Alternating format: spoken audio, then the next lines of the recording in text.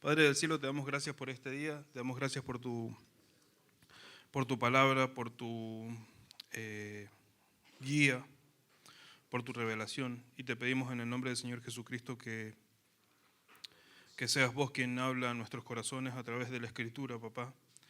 Y que toda palabrería de humana sabiduría sea aplacada en nuestros corazones y que solamente podamos escuchar tu palabra, Padre, en el nombre del Señor Jesucristo. Te damos gloria y honra y alabanza, Padre, porque sabemos desde el Señor Jesucristo que nosotros podemos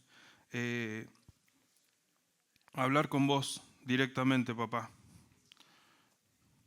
Y para eso está el Espíritu. En el nombre del Señor Jesucristo te alabamos y te damos gracias, Padre del cielo. Te bendecimos en el nombre del Señor Jesús. Amén.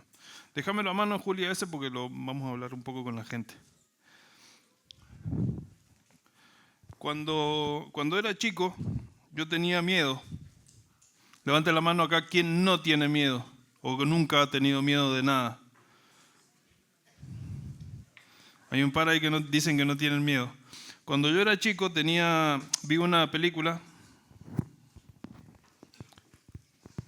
Es para que no lo extrañes al Johnny, Mati.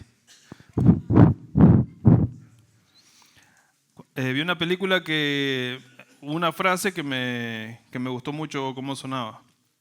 Y dijo algo así como que aquella persona que no tiene miedo no tiene destino. ¿Sí? Y yo siempre me preguntaba qué tan necesario era el miedo en nuestras vidas, ¿no? Así que por eso era más fácil preguntar quiénes no tienen miedo o nunca han tenido miedo de nada, a preguntar quién sí tiene miedo. Porque si yo les digo, levanten la mano todos los que han tenido o tienen miedo de algo, les pido que levanten la mano, por favor, arriba las manos. Porque si hay uno solo que no me levanta la mano y que me dice que nunca ha tenido miedo y que no tiene miedo de nada, yo lo tomaría como un mentiroso, ¿sí? ¿Alguien me quiere contar de algún miedo tonto que tenga? ¿Alguna cosa? Yo sé que por ahí nos avergüenzan los miedos, pero a veces nosotros tenemos miedos tontos, ¿sí? Oiga, Tomasa.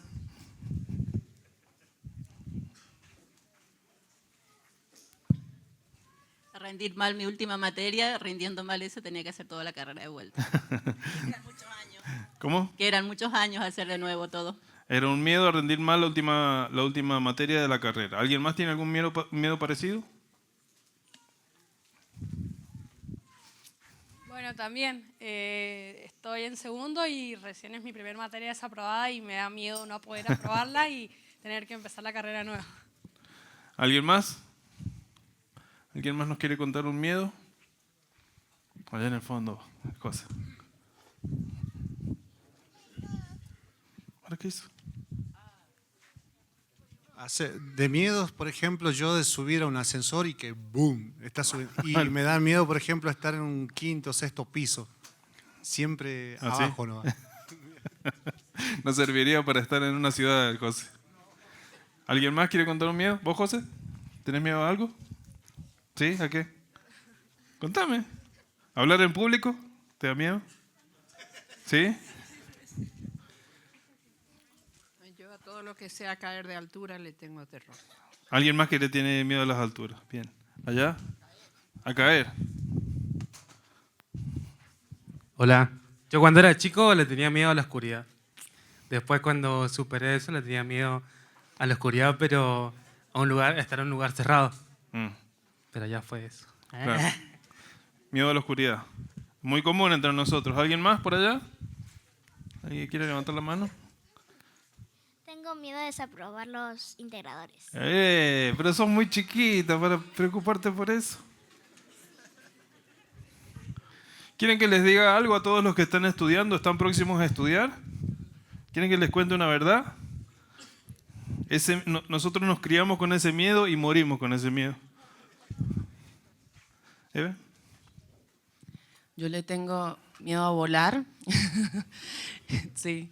Tengo miedo a las ratas y durante toda mi vida tuve miedo a que se murieran mis papás y mis hermanas. Terror. Sí.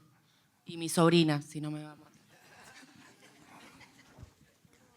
Es muy común también el miedo a la pérdida de un familiar. ¿Alguien más por acá? A no tener plata y no poder comprarme ropa. Miedo a cometer los errores de mis padres.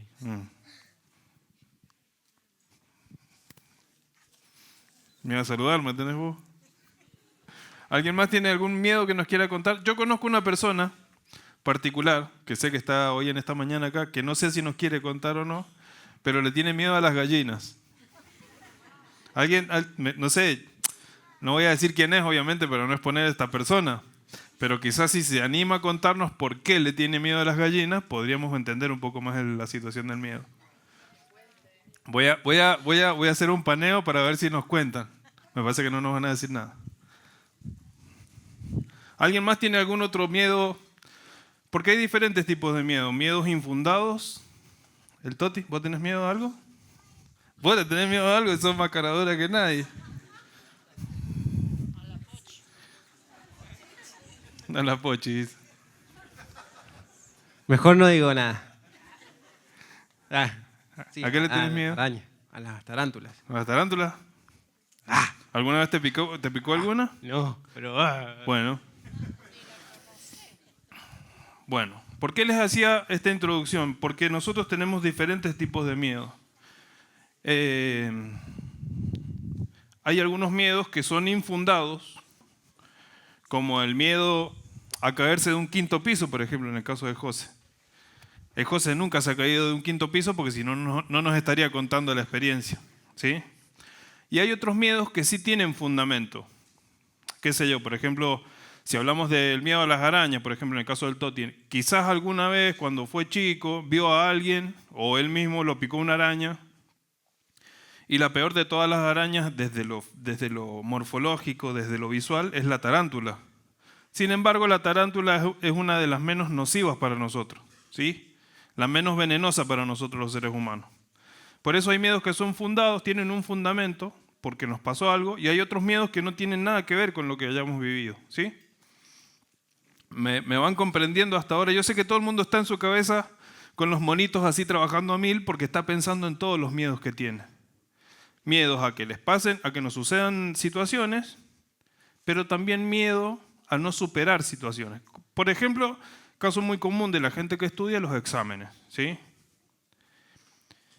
Y de paso quiero contarles que yo cuando estaba en la primaria, también en la edad de la Vicky, quizá un poquito más chica, yo me acuerdo que yo le tenía miedo a llegar a séptimo grado. Porque yo decía, los chicos de séptimo grado estudian mucho más que nosotros y yo no sé cómo voy a hacer eso. Cuando yo estaba en séptimo, tenía miedo a ir a la secundaria. Yo quería abandonar antes de empezar la secundaria. Porque yo decía, ¿cómo hace esa gente para estudiar tanto? Que nosotros no estudiamos en séptimo grado tanto como los de la secundaria. ¿Sí? Y así fue que llegué hasta quinto año de la secundaria. Y yo ya en mi cabeza tenía pensado meterme en una carrera que no me demandara tanto estudio como, por ejemplo, la escuela militar. Yo fui 2 veces a la escuela militar. Fui a los 15 y fui a los 17. Y en las 2 me fue mal, fracasé, ¿sí? Bienvenidos al mundo del miedo. El miedo muchas veces es un miedo a fracasar en algo. ¿Por qué se los pongo como ejemplo el tema de los chicos y del estudio? Porque es a futuro. Y es algo que no podemos controlar.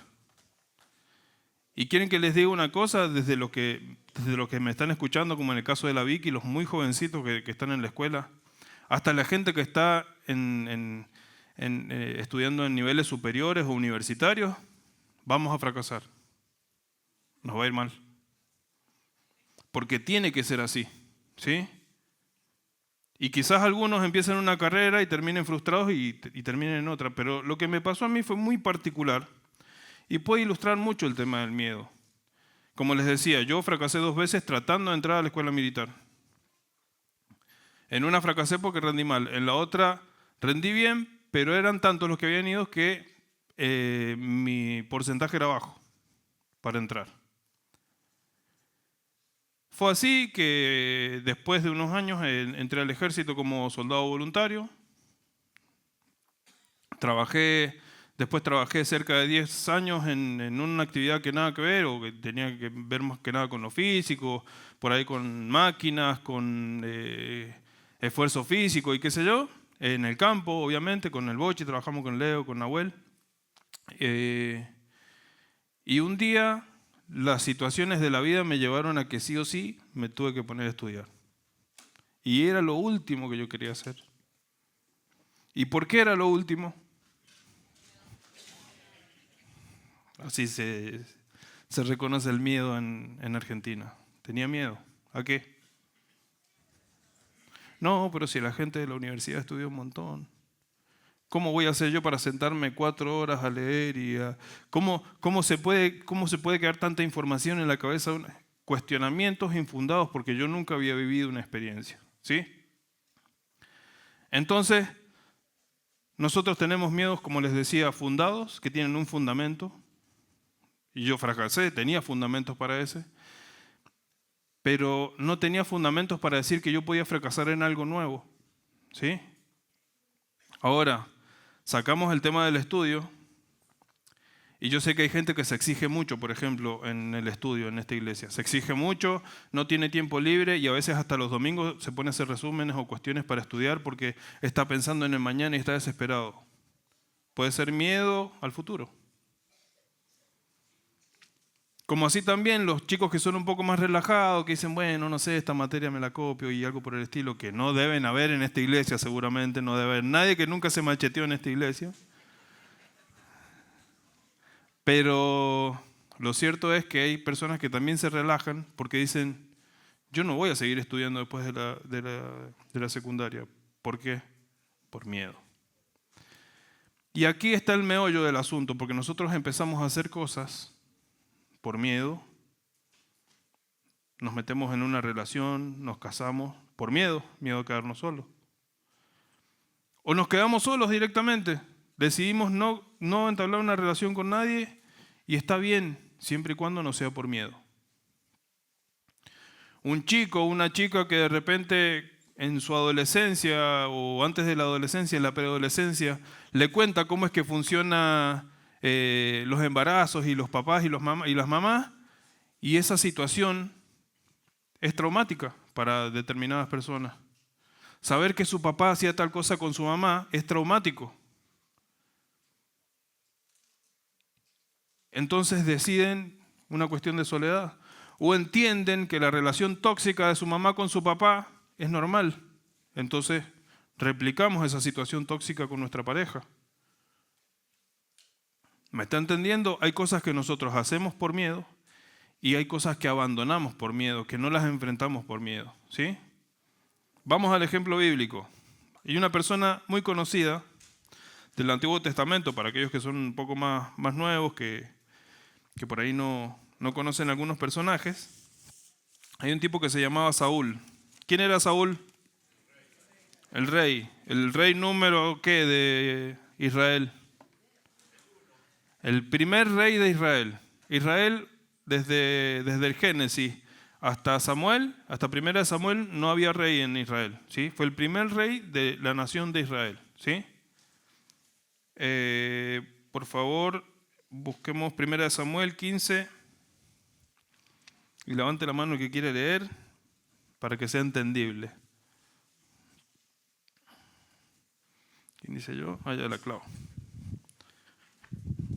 Primera de Samuel 15, ahí te digo los versículos. Aguántame.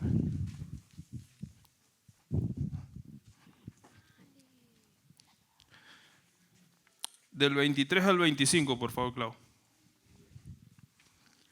Porque como pecado de adivinación es la rebelión, y como ídolos e idolatría la obstinación.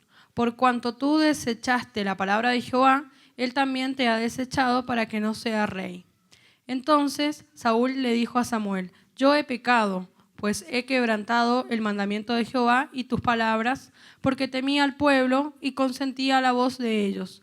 Perdona, pues ahora mi pecado, y vuelve conmigo para que adore a Jehová. Bueno, ¿quién es este que está hablando? Saúl. ¿Con quién está hablando? Samuel. ¿Y Samuel quién era? El profeta. ¿Sí? En el Antiguo Testamento no era como ahora que nosotros hablamos directamente con Dios por Jesucristo, ¿sí? En el Antiguo Testamento solamente hablaba con Dios el profeta. Y el profeta va hasta donde está Saúl y le dice, Dios te ha desechado porque hiciste lo que no tenías que hacer. ¿Y qué le contesta a Saúl?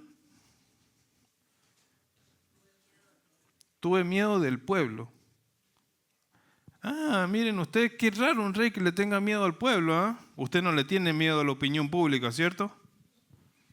Usted no tiene miedo a que cuando, qué sé yo, en la iglesia decimos, bueno, vamos a orar en lenguas y qué sé yo. No, ¿cómo van a escuchar hablar en lengua? O cuando vamos a la casa de alguien y, no, ¿cómo van a escuchar hablar en lenguas? Y hay gente muy vieja que no se anima a hablar con gente nueva en lenguas porque le da miedo, opinión pública. No, ¿cómo van a saber que voy a esa iglesia si yo era borracho? ¿Y cómo voy a hablar adelante? ¿Cómo voy a pasar a profetizar? ¿O cómo voy a pasar a dar una palabra si yo era el más borracho de Tupungato? ¿Cómo? No soy creíble para una tarea como esta. Ese soy yo. Por mucho tiempo yo renegaba de venir a dar una palabra o algo por el estilo porque peleaba con mi juicio, con mi propio juicio, ¿sí? Porque yo en otra época era alcohólico. Una persona que se consideró alcohólica no deja de serlo nunca. Para Alcohólicos Anónimos, el alcohólico es siempre alcohólico. Así que, para sorpresa de todos ustedes, están hablando con un alcohólico, están escuchando a un alcohólico, ¿sí? Que nosotros tengamos lapsos de abstinencia o de sobriedad que duren décadas no significa que uno deje de ser alcohólico. Es como el pecado, nosotros somos pecadores para siempre. ¿Sí? Bueno. ¿Me van siguiendo hasta ahí? Bueno. Esta mañana se recibió esta palabra de la sanidad. Por favor, vamos a Marcos 5, del 35 al 37. ¿Quién dice yo y se lo doy para que lea?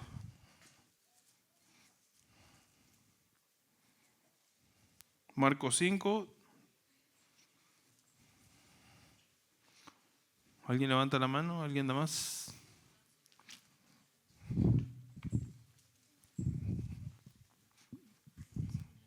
Sí. Todavía estaba hablando Jesús cuando llegaron unos hombres de la casa de Jairo, jefe de la sinagoga, para decirle, tu hija ha muerto, ¿para qué sigues molestando al maestro? Sin hacer caso de la noticia, Jesús dijo al jefe de la sinagoga, no tengas miedo, nada más cree. No dejó que nadie lo acompañara, excepto Pedro, Santiago y Juan, el hermano de Santiago. No, está bien. Entonces, ¿qué fue lo primero que hizo Jesús? Agarró y le dijo, hola, ¿cómo te va? Mira, primero recibí al Señor y confesá que Jesús es el Señor y tus pecados son perdonados y que Dios anote tu nombre en el libro de la vida. ¿Le dijo algo de todo eso? ¿Qué es lo primero, perdón? Lo primero que le dice a esa persona es, no tengas miedo. Todos sabemos que después en la historia Jesús va hasta la casa y la reanima, ¿sí? La resucita. Y uno dice, bueno, pero ¿se presentaron en algún momento? No. Vamos, no tengas miedo. ¿Qué es lo que dice el Señor cuando nosotros estamos en una situación crítica? Cuando tenemos una persona internada, cuando tenemos un matrimonio que no funciona, cuando hay una situación que ha durado durante mucho tiempo adentro de nuestras casas, y nosotros nos acercamos al Señor, lo primero que nos dice es eso. Porque las situaciones no son para matarnos a nosotros porque somos pecadores. Las situaciones son una puerta de entrada para que el Señor venga y te diga, no tengas miedo. Yo esto por ahí se lo he contado mucho a la Dani y yo sé que muchos se van a... No lo cuento porque sea importante o interesante mi vida. Mi vida es tan trivial como la de cualquiera de ustedes. Es la vida promedio de una persona, ¿sí? Pero yo sé que acá adentro puede haber gente que le tiene miedo a los perros. A ver la gente que le tenemos miedo a los perros. 1, 2, 3. ¿Usted no? No. 4, 5, 6, 7, 8, 9. Bien. 9 personas que le tienen miedo a los perros. Seguramente alguna vez los mordió un perro, les gruñó un perro o tuvieron una mala experiencia con un perro. ¿Sí? Bueno, yo hoy en día no le tengo miedo a los perros, gracias a Dios. Cuando yo era chico, tenía más o menos unos, no sé, 5 años creo que teníamos, estábamos en la casa de un hermano de aquel entonces, mi mamá recién empezaba a ir a la iglesia, y a mí me gustaban, desde entonces me gustaban los perros. Y había un perro grande, me acuerdo que era marrón, así, cruza de vereda con calle, y yo agarraba y lo acariciaba al perro, y tenía casi mi altura, el perro, porque yo era chiquito. Lo acariciaba, entonces el perro agarró y se quedó al lado mío mientras yo lo acariciaba. Y como que me hice amigo del perro, pero todo ahí en un lapso de tiempo muy corto. Y en un momento yo agarré como que me hice muy el amigo y lo abracé al perro. Y me gruñó y me tiró un tarascón, que si me agarraba la cara yo calculo que me arranca un pedazo porque era un señor perro. Y al lado mío estaba mi viejo con otra gente, que son hermanos de aquella época. Y ustedes imagínense a sus hijos, que sé, los que tienen hijos, o los que tienen sobrinos, o que tienen algún conocido chiquito. No sé, me imagino el Alvarito, que lo veo ahí. Hola, Alvarito. Que de repente ven un perro que le gruñe y le tira un tarascón al niñito. ¿Qué es lo que hacen ustedes? ¿Le meten una patada al perro? No, yo en ese momento lo que recibí fue un reto de mi viejo. ¿Pero qué hace, pedazo de P? Ándate para adentro, no seas tan B, y etcétera, etcétera, etcétera. Y yo llorando me fui adentro, y esa fue mi primera experiencia con un gruñido de un perro. ¿Sí? Yo hoy en día debería tenerle fobia a los perros, pero gracias a Dios no la tengo. Y así me pasó con muchas cosas, con muchos miedos. Por ejemplo, yo tenía miedo a la oscuridad, miedo a andar en bicicleta, miedo a quedarme solo en la casa de mis viejos cuando yo era adolescente. Se escuchaban muchos ruidos en la casa de mis viejos. Entonces quedarse solo era un trámite. No es que uno decía, bueno, me quedo solo, si total, prendo las luces y listo. No, no. Habían situaciones, le puede contar mi mamá, que a veces se movían las cosas dentro de la casa de mis viejos. Y yo tenía terror de quedarme solo. Y un día enfrentando la situación, me hice el malo, me senté en la cama, me había quedado solo por casualidades de la vida, me senté en la cama y le dije a lo que fuera que me estaba asustando, le dije, bueno, si te vas a aparecer, aparecete y que yo me muera y listo, pero ya está, quiero dormir tranquilo. Y a partir de ese momento no fue que se dejaron de escuchar cosas, pero yo ya dormía. ¿A qué más le tuve miedo? Le tuve miedo de estudiar. Tenía miedo de quedarme solo en la vida. Tenía miedo a manejar, no saben ustedes el terror que yo le tenía a manejar, aprender a manejar. Y yo a veces iba a la ciudad y veía cómo los autos se entrecruzaban en el acceso y uno y ponía en el guiño y se cruzaba. Yo decía, ¿cómo hace esta gente para no chocar? Yo me meto acá y voy a matar a todo el mundo. No, yo no puedo manejar. Yo no voy a manejar nunca. A los 14 aprendí. Y a los 18, ya 19, por ahí ya manejaba en la ciudad. Pero, como le digo, no es que sea una vida sobrenatural la que tengo, sino que yo les estoy explicando lo que a muchos de ustedes les pasó. ¿Sí? Yo me imagino que sea el Chicho, que lleva 2 vidas y media manejando el camión. 2 vidas y media manejando el camión, tiene más horas arriba del camión que en su casa. Pero yo sé que en su momento, cuando agarró por primera vez el camión, debe haber tenido miedo. ¿Sí? Entonces ese cambio nosotros lo tenemos que enfrentar de alguna manera. Y son cosas triviales de la vida, pero ¿qué pasa con las situaciones familiares? Con una enfermedad, con algo que solamente puede solucionar el Señor. ¿Qué hacemos con esos miedos? ¿Qué me dicen ustedes que podemos hacer con esos miedos? Jefe, me tomo una licencia y voy a utilizar un ejemplo que usted dio de una visión que tuve entre semana. ¿Alguien acá ha trabajado alguna vez con motores y se ha engrasado las manos con aceite de auto, aceite quemado, grasa? ¿Sí? Levanten la mano por favor arriba, que tienen que estar orgullosos de ensuciarse las manos con eso. Esas manos son especiales en Argentina, en el mundo. Ustedes sabrán, los que se han manchado las manos con grasa y sus familias sabrán que esas manchas no se salen fácil. Que uno se engrasa, por ahí se limpia y después se lava y acá siempre quedan en las comisuras, en los pliegues, en las arruguitas, siempre quedan un montón de restos de grasa, porque no se sale de la noche a la mañana. ¿Sí? Bueno, el jefe tiene una revelación esta semana donde ve un bebé y que de repente empieza a ser ungido. Pero no por el aceite cristalino que nosotros hemos visto en algunas visiones o del que se describe en la Biblia, sino un aceite quemado, un aceite de motor quemado.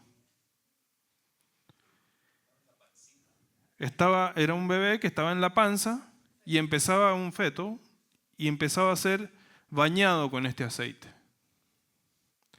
Y si ustedes recuerdan las analogías o los dibujos que tenemos en la Biblia, cuando el soldado romano le clava la lanza en el costado al Señor Jesucristo, ¿qué es lo que se derramó de él sobre la tierra? Agua. Cuando nosotros somos bautizados en... Cuando... Bueno, son más proféticas, las de Elías y Eliseo. ¿Qué es lo que dividieron ellos para pasar? ¿Y Moisés qué dividió? Siempre en la Biblia, cuando nos habla de aguas, nos está hablando de espíritu, ¿sí? Y ustedes saben que nosotros para ser bautizados, somos bautizados en agua cuando lo decidimos y qué sé yo. Pero dice la Escritura que también somos bautizados en el espíritu. Y usted explíqueme cómo una persona puede ser bautizada en el espíritu cuando está completamente impregnado de ese aceite quemado, que no se sale solamente con agua. Ese aceite quemado es el miedo. Por supuesto, en algunos lugares de Rusia, en la antigua Rusia, se utilizaba aceite quemado para embadurnarse en el cuerpo, ponerse un plástico y sobre eso la ropa. Porque ese aceite hace que la piel se vuelva impermeable a la humedad, aún a la misma humedad del cuerpo. El agua no puede penetrar en un cuerpo que tiene miedo, que tiene aceite quemado. Y es por eso que es donde nosotros tenemos que recurrir al Espíritu Santo. Porque para todo hay solución, créame. Para todo hay solución. Hay una situación de enfermedad, hay una solución para eso. ¿Sí? Pero antes déjeme que leamos una escritura que está en Eclesiastés 3:11. ¿Quién la quiere leer?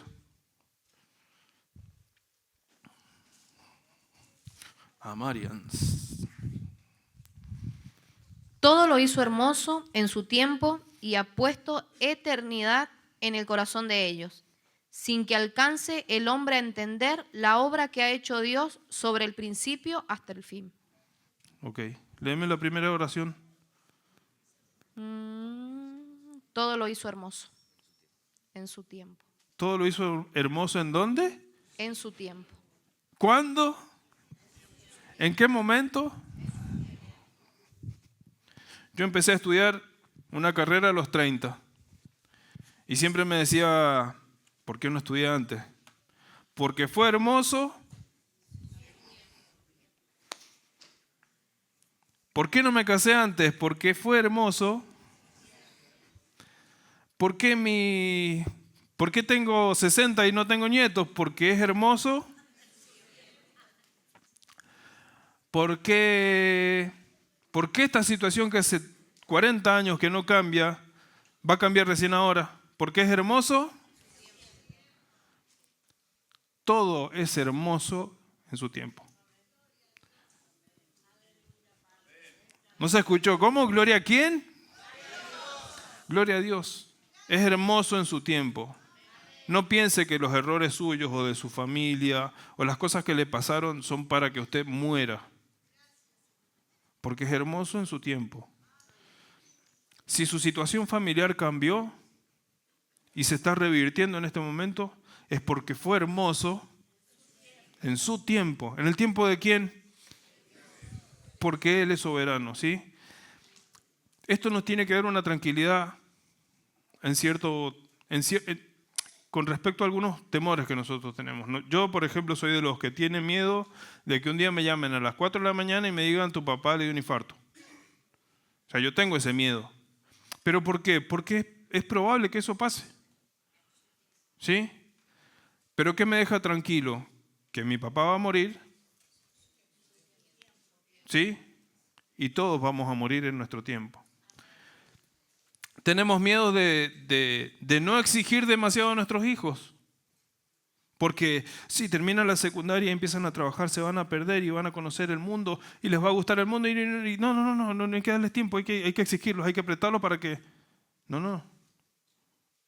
Porque así como nosotros tenemos tiempos, nuestro desarrollo también tiene tiempos. Y hay que respetar esos. No hay que arrebatar el asado, como se dice, ¿sí? Porque es hermoso en su tiempo. Cuando tenga que ser responsable, va a ser responsable. Y cuando tenga que ser adolescente y mandársela, va a ser porque es necesario que sea así. Y es hermoso en su tiempo, ¿sí? ¿Cuándo van a recibir sanidad los que pidieron sanidad? ¿En el tiempo de quién? ¿En el nuestro? ¿Cuando nosotros lo pidamos? ¿En el tiempo de? Porque es hermoso. No se olviden de eso. No se olviden de eso.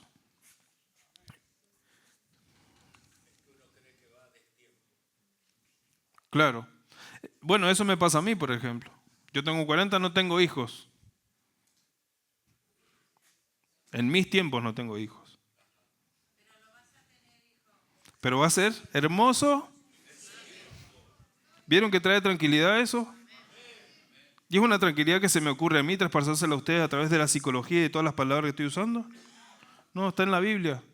Está en su palabra. Pero ¿qué pasa cuando nosotros pedimos algo y no se da?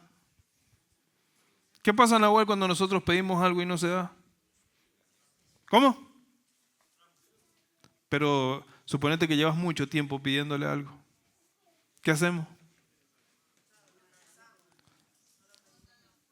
¿Y no hay nadie que interceda por nosotros? ¿Cómo? El Espíritu Santo intercede por nosotros. Eso está en... Por favor, ¿alguien voluntario? De a uno, porque es un solo micrófono. ¿Usted, Javier?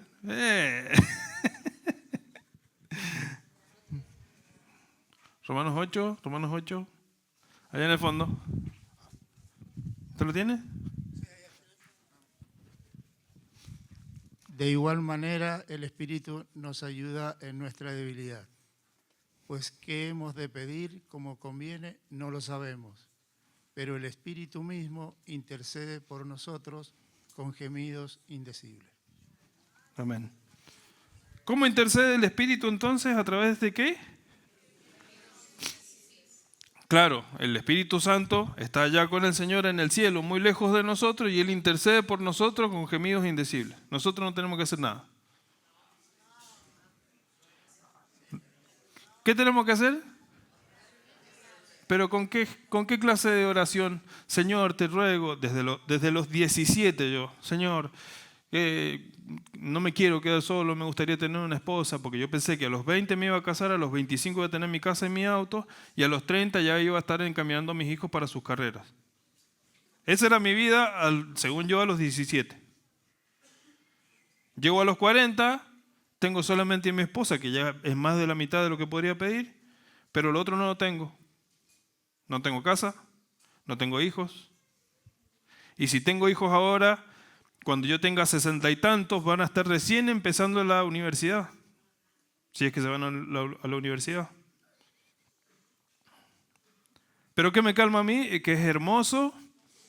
Bien.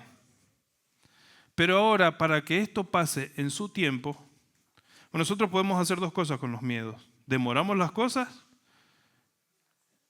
¿O le permitimos al Espíritu Santo que interceda por nosotros.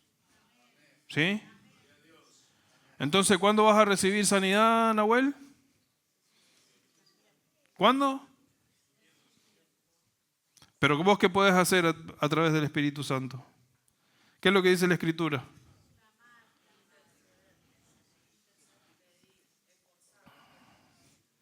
El orar en lenguas. Estas últimas semanas nosotros hemos estado haciendo mucho hincapié sobre el orar en lenguas. Yo sé que hay un montón de discusiones que pasan por nuestra cabeza, pero el orar en lenguas no pasa por mi entendimiento, no pasa por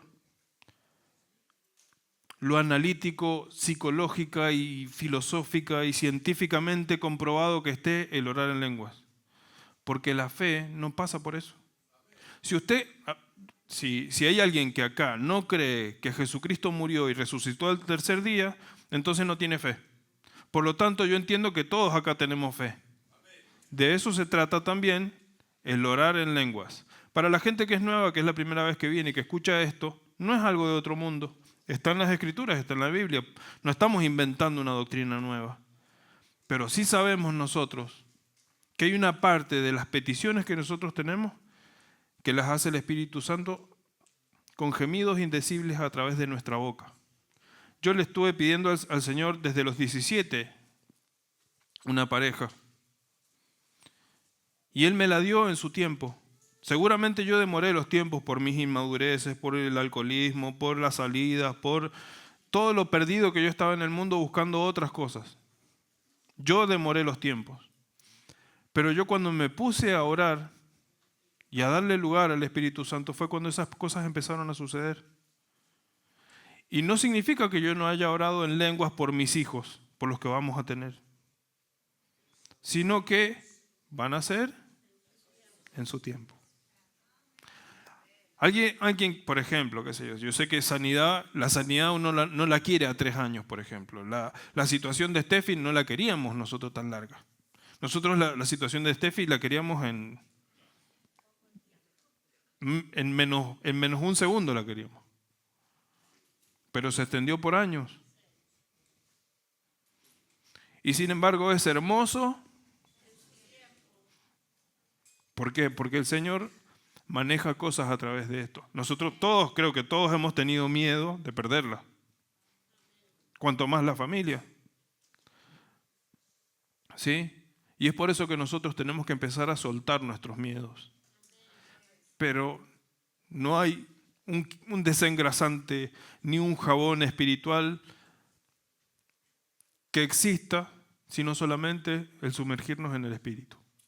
Y el Espíritu es empezar a romper con esa cosa en nuestra mente de que no, estos están locos, mira cómo hablan, que esto, que lo otro, y que ya.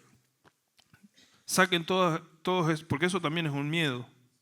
Es meterse en una locura que no se entiende. Pero el Espíritu Santo no puede hacer otra cosa por nosotros si nosotros no empezamos a orar, a buscar el hablar de una manera que nosotros no entendemos. ¿Sí? Y yo le puedo asegurar que usted va a seguir, va a seguir estudiando y no lo va a hacer por miedo. O va a empezar a trabajar y no lo va a hacer por miedo. Se va a poner de novio y no lo va a hacer por miedo. Se va a casar y no lo va a hacer por miedo. O decide quedarse solo. Está bien, siempre y cuando no sea por miedo. ¿Por qué? Porque es hermoso. Y yo sé que acá hay muchos que tienen miedo de perder un familiar, miedo de la situación económica, miedo de un examen. Y yo sé que para otros el miedo, yo les contaba a esta persona que le tiene miedo a las gallinas, o le tenía. Y para mí es una tontera. Pero el miedo que uno está viviendo, nadie más lo entiende. Es por eso, Juli, me gustaría que si puedes hacer algo alguna vez por la iglesia. Si nos pueden ministrar. Y me gustaría invitar a todas aquellas personas que tienen un miedo que es terrorífico, que ustedes dicen, no lo puedo solucionar con mi fuerza. ¿Sí? Miedo a lo que sea, desde miedo a casarse, que por más que uno esté enamorado, uno ha tenido esos miedos, o miedo a lo que va a pasar mañana, a la economía, a mi negocio, a mi salud. ¿Sí? ¿Por qué? Porque vamos a orar como iglesia y vamos a poner estas situaciones delante del Señor con nuestras palabras. ¿Con qué? Con el Espíritu Santo. Con gemidos indecibles a través del Espíritu Santo.